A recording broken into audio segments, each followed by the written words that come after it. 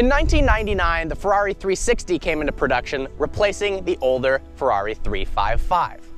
It's got an all-new aluminum body and smooth curves that replace the more edgy cars of the 90s. Now, I miss the days where numeric naming conventions actually make sense. Ferrari 360, 3.6-liter engine. It features a complex 5-valve four-cylinder V8, which produces 400 horsepower and 275 pound-feet of torque. For the Spider variant with a 6-speed manual transmission featured in this car, 0 to 60 happens in 4.4 seconds.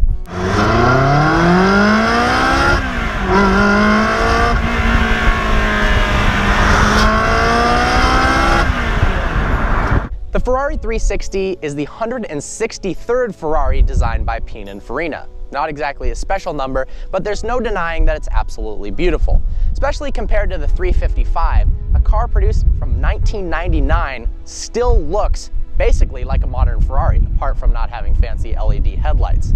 Now, Ferrari has moved away from Pininfarina. The 488 was designed completely in-house, and Pininfarina has moved on to designing Coca-Cola machines.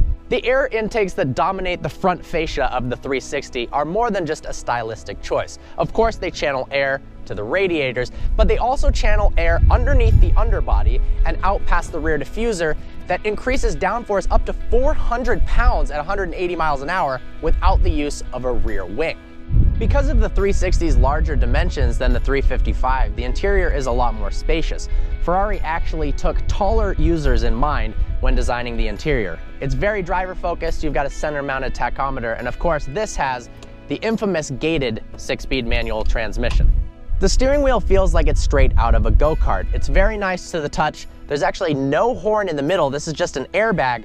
The horns are mounted on the side, so you can play a nice little jingle as you pass the people on the side of you, going much slower. The handling in the 360 is absolutely incredible. The chassis is 40% stiffer than the outgoing 355, and it's got front and rear double wishbone suspension. And with this go-kart style steering wheel, man, this is a blast. Feels very light on its feet, a lot more nimble than the Gallardo. And that gated shifter is just an absolute blast. Because of the way the gated shifter looks, it appears like it would be difficult to use. But in fact, every gear change slides in with a beautiful clink, and it is so satisfying. I've driven two 360s with the F1 gearbox, and the manual is far and away better, despite the fact that the F1 shifts very crisply, and it's a little bit more refined than Lamborghini's E-gear transmission. Despite having a rear-wheel drive layout, there is a ton of mechanical grip. It's really confidence-inspiring in the turns, and it's very easy to drive as well. At slow speeds, you can putt around town with ease. The clutch is not that difficult to operate. It's not too heavy, not too light either. But, woo! 400 horsepower doesn't seem like all that much in this day and age of cars, 700 horsepower, 1,000 horsepower and whatnot, but it still feels quick. And there's nothing like the sound of a Ferrari V8.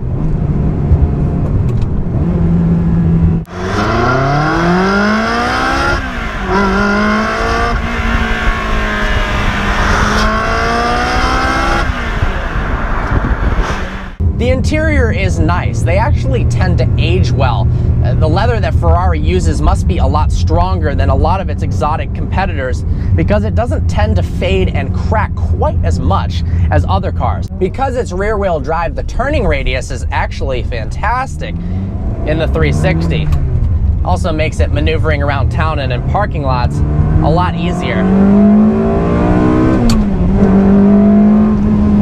It makes throwing it into corners very, very fun. You feel very connected to the road. The suspension is perfect, even over bumps. It doesn't feel harsh in the slightest, but you can feel all four tires gripping and connecting to the road, really communicating what's going on beneath you, something that's lost in a lot of newer cars. Oof, there's nothing like downshifting a gated manual. Got a bend coming up, downshift.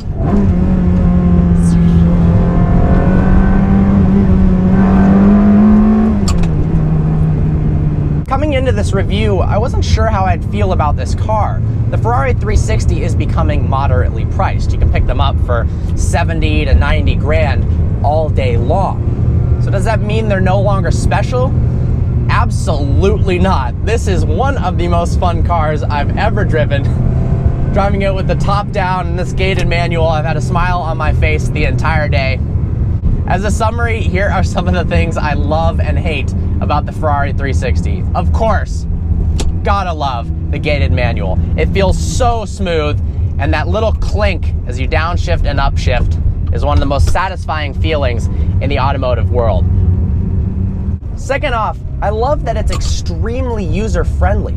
It's so much more simple to drive around town and cruise on the back roads than you would think. It's a Ferrari. You'd think it'd be intimidating, but it's not. It's just an absolute breeze to drive fast or slow. Lastly, I've got to go with the looks. The 360 has an absolutely classic design, one of the best that's come out of Pininfarina. Sure, the 430 is sharper in some ways, but to me, the 360 was the ultimate jump from the 355 that launched Ferrari into the new generation. Some of the things I hate about the car. Well, first off, the interior plastics are absolute garbage. This is something that happens in a lot of Ferraris, most actually of the older ones. The plastic melts in the sun, and then it causes it to have this sticky residue all over the interior. I've talked to several 360 and 430 owners, and they all say the same thing.